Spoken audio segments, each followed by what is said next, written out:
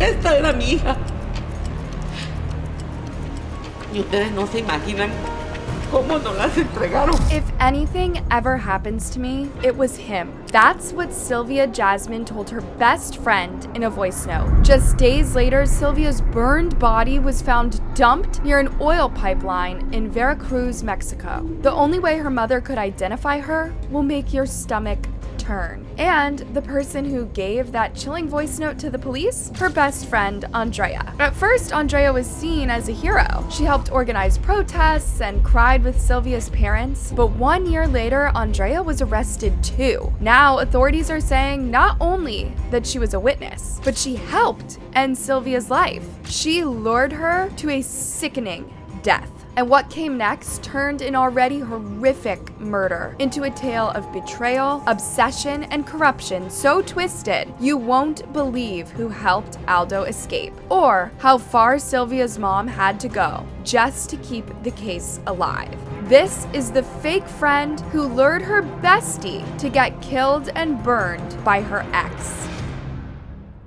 The last time Sylvia Jasmine Armendariz texted her mom, it was something so normal, it hurts. She had just gotten a pedicure, pale pink polish. She sent a photo to her mom and told her she would be home for dinner. Her mom replied that the pedicure looked amazing, and she couldn't wait to see her. That was August 14th, 2019. Her phone went silent not long after. By morning, she still hadn't come home. Her mother started calling, texting, asking, "Are you okay?" Sylvia's phone replied, but the replies felt wrong. They were short, cold, and missing the emojis she always used. Her mom knew from the get-go that this was not her. By nightfall, she called everyone she could think of. Friends, relatives, even Andrea, Sylvia's closest friend since kindergarten. But no one had seen her. And the next day, the truth surfaced like a horror movie come to life.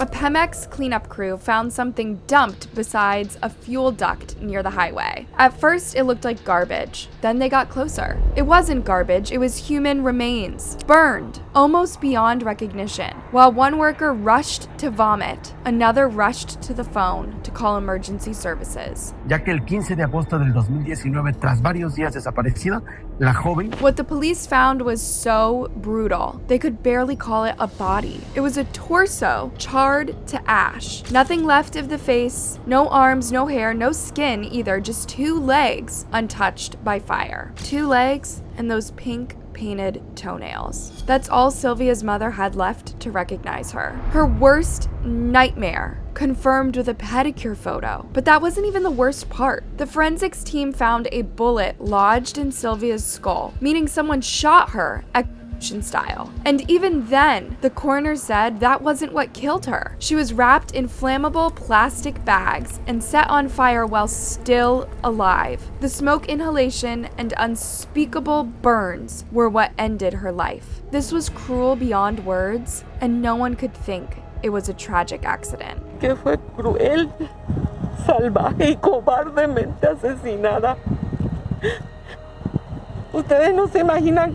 The police immediately ruled out the idea that this was a random act, too. The level of planning and brutality screamed of something personal. That's when they turned to her inner circle, to her ex, and to her best friend. Because someone had known where she was going that day. Someone had watched her walk out the door, freshly pedicured, full of life, and decided she wouldn't come home. And the people Sylvia trusted most were about to become suspects.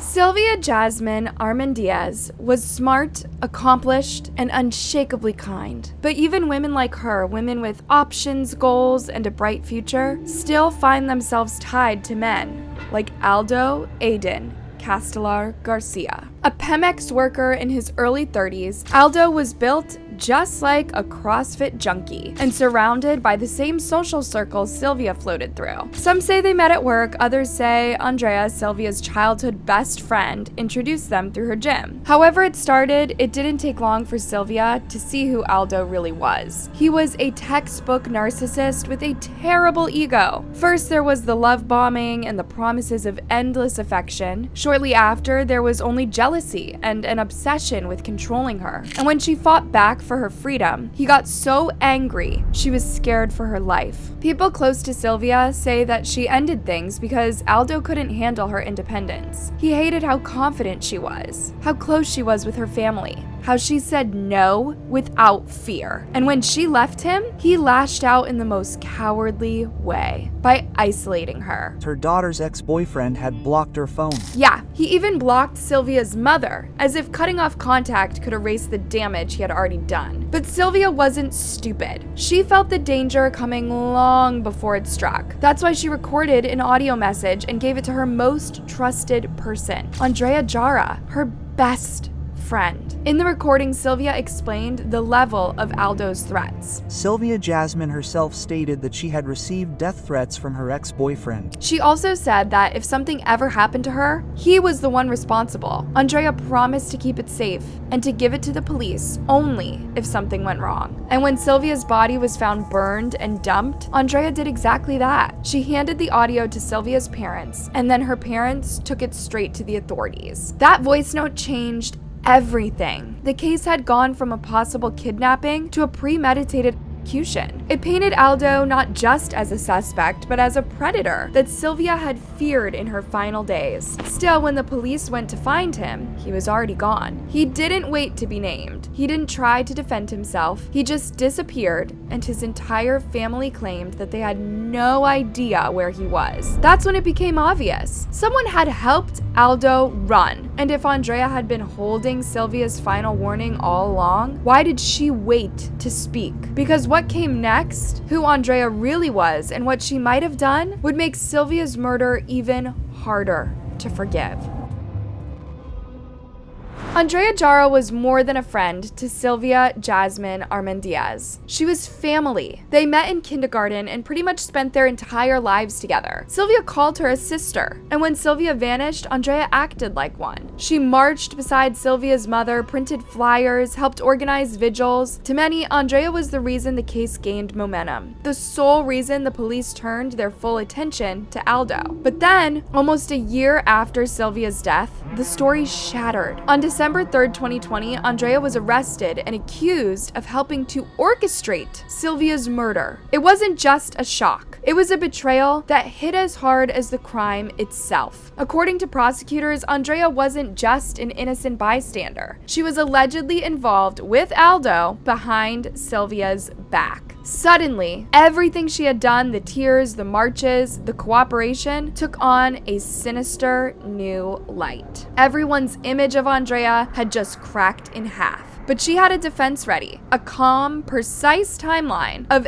everything she did that day. She said she'd been at a spa in Metallin around 4 p.m., close to where Sylvia was getting her pedicure. Then she remembered she'd forgotten her purse in her mom's car, so her mother, Lorena, brought it to her. They both went home. Later that evening, Andrea went out to dinner with a friend named Oscar and his father. Around 11 p.m., they dropped her back at her house. Nothing suspicious, right? And yet, her phone said she was standing at the crime scene. Cellular data placed Andrea right next to the Pemex dump site. Her phone pinged alongside Aldo's and Sylvia's, all three in the same location when the murder occurred. And her device stayed near the burn site for hours. In other words, she wasn't just passing through. She lingered. Or worse, she participated. Then came the witnesses. One protected witness claimed Andrea and Aldo were secretly dating. If that's true, then Andrea threw away a lifelong sisterhood for a possessive narcissist who ran at the first sign of consequence. That kind of betrayal isn't just cruel, it's pathetic. But let's not get carried away. This rumor hasn't been confirmed by other sources. Another witness said that they saw Sylvia being forced into the car by a man, and Andrea was standing right there. Others described a tense confrontation between all three, Sylvia, Andrea, and Aldo, just moments before the murder. One final witness told authorities they saw a man and a woman moving Sylvia's body into a red car. That was enough for prosecutors to move forward with charges of feminicidio, or femicide. And the worst blow to Andrea's credibility came down to time. The witness said this happened on August 19th. The problem? Sylvia was murdered on August 14th.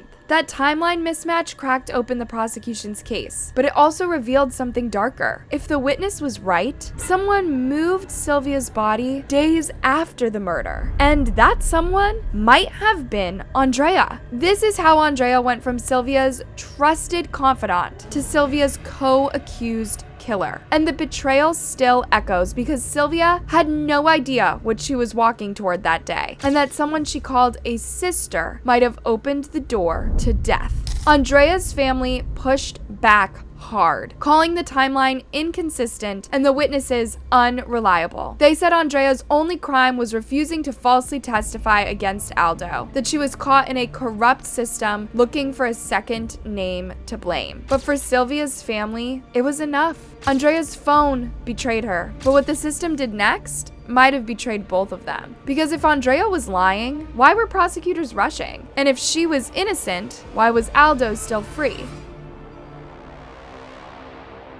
When Andrea Jara was convicted of femicide, the shock didn't come from the verdict, but from the timing. La mejor amiga de Silvia también es detenida, Andrea N., a quien ya la sentenciaron a 70 años de prisión por su participación en este feminicidio. Sylvia's family had waited over a year for justice. Then, almost overnight, Andrea was arrested, charged, and sentenced to 70 years in prison before the man everyone thought pulled the trigger even saw a trial. The courtroom was tense. Andrea showed little emotion. Her family, on the other hand, cried throughout the whole trial. And the judge made one thing clear. The evidence, particularly the triangulated phone data and witness statements, was overwhelming. But to Andrea's loved ones, it was a rushed scapegoating. Her parents, especially her mother, Lorena, claimed the state had failed to investigate the real killer properly, and instead punished Andrea because she refused to lie. According to them, prosecutors pressured Andrea to say Aldo killed Sylvia, and when she refused, insisting she hadn't seen the crime and therefore couldn't testify to it, she became the next target. Her lawyers pointed to irregularities from day one. They said that the judge dismissed new geolocation records showing Andrea had been dining across town. They questioned the credibility of the protected witnesses, especially the one who said he saw Andrea and Aldo move Sylvia's body on August 19th, 5 days after the murder. But that didn't matter in court, not in Veracruz. Andrea was guilty, and she will most likely be rotting in prison. For Andrea's parents, it's an endless nightmare. And for Sylvia's parents, that sentence was a balm on a wound that would never close. Because even as Andrea's life was locked away, the most glaring question remained. Where was Aldo? For over a year, the man Sylvia had feared, recorded, and warned about was nowhere to be found. According to multiple reports, he hadn't just disappeared on impulse. Aldo had taken a month off of work. He shut down all social media, and allegedly he had help. The trail went cold for months until a random call to the police about a drunk man causing a disturbance changed everything. It was July 14th of 2020. A man was reported shouting, visibly intoxicated. When officers tried to detain him, he pulled a knife and tried to run. They brought him in right away, and when they ran his name through the system, the officers gasped. It was Aldo. He had been living quietly in a modest home, laying low until someone slipped. And when he was questioned, his response was colder than anyone could believe. At first, Aldo, 32, claimed that he did not know the girl. He called her that girl, as if she'd been nothing. Authorities booked him for femicide and evidence tampering, citing the condition Sylvia's body was found in and his year-long disappearance as damning proof of guilt. Finally, it seemed the case was on track to deliver full justice, but that was just on the surface. Because as of today, Aldo's trial still hasn't happened. He had lawyers, he had connections, he had what Mexico calls amparos, legal appeals designed to stall proceedings indefinitely, and one by one, they worked. 5 years after Sylvia's murder, Aldo has still not been sentenced. While Andrea is serving 70 years, Aldo is playing the game. Still, Sylvia's parents are nowhere near done protesting this. Yeah, they're even offering $250,000 with the police's help for any information that could lead to Aldo's conviction. Seguimos clamando por la justicia. And as they were slowly beginning to think justice was close, a new revelation shook the entire case. Because the judge who sent Andrea away for 70 years, he was just arrested. His name was Florinico Hernandez Espinoza, the judge who oversaw Andrea Jara's trial, the man who declared the evidence overwhelming. And in March 2023, he was taken away in handcuffs. The charges? Accepting bribes to release men accused of homicide and kidnapping, and violating the privacy of minors. Yeah, that bad. According to media reports, Judge Hernandez had a long history of corruption. Allegedly, he'd be quietly freeing violent criminals in exchange for money, all while posturing as a man of justice in high-profile cases. For Andrea's family, it was confirmation of everything they'd said from the beginning, that she'd been railroaded, that her trial was political, and that this judge never cared about the truth, only power. They filed an appeal almost immediately, citing judicial misconduct and calling for Andrea's sentence to be thrown out. But despite the arrest, the damage had already been done. Andrea is still behind bars, and Aldo's trial is still getting stalled. Sylvia's mother, after fighting for justice for over 3 years, said it best: "I finally saw the light. Now I see more rot." Teníamos la esperanza. Empezó como un termómetro así grande. Y poco a poco se fue bajando. Because what good is a conviction when the one handing it down was rotting from the inside? And the problem is, he's far from the only one. Sylvia Jasmine Armendiaz didn't just die because of one man. She died in a country where femicide is routine and justice is rare. Her mother, Sylvia Alpuch Dennis, knows this better than anyone. Since the day her daughter's body was found burned, she hasn't stopped moving. Her marches, posters, and virtual protests are grief turned into hope. And still, 5 years later, she walks the streets begging for justice. She isn't feeling an ounce of progress. Y 5 años en que la señora Silvia ha estado penando, ha estado haciendo manifestaciones, ha estado haciendo movilizaciones y lamentablemente, como ella dice, pareciera que no llega la justicia para su hija. In Veracruz, where Sylvia was murdered, the impunity rate for femicide is 89%. That's not a typo. Nearly 9 out of 10 cases go unresolved, unpunished, and ignored. Her case was supposed to be different. Sylvia had everything the system usually lacks: evidence, witnesses, a named suspect. But instead of swift justice, her case was dragged through years of delay, contradiction, and corruption. Andrea was imprisoned, and people are still unsure of her level of complicity. And Aldo remains unconvicted, shielded by legal loopholes and endless amparos. Sylvia's mother no longer believes the system is broken. She believes it's designed this way. I feel that the turtle is already beating the rabbit in a race. Yes, I use this metaphor and I feel that it is the truth.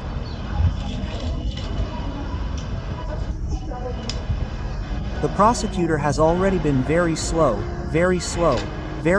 in the results of the tests on the alleged perpetrator. This is how slow things move when it comes to murdered women in Mexico. Her daughter's case has become a symbol, not just a betrayal by people Sylvia loved, but of the larger betrayal by the country meant to protect her. Andrea may or may not be guilty, but Veracruz's system was never built to find out the truth. It was built to delay it until people give up. But Sylvia's mother won't. She's 68 years old, still taping up flyers, calling out politicians, and showing up. Seguimos clamando por la justicia. But justice doesn't cry back. Sylvia is still dead. Her killer still hasn't faced a judge. And in a state where a woman is murdered every day, this case has become just another headline waiting to fade. So let's not pretend this ends with a verdict. Because for the women of Mexico, the war is still on, and the system is still winning.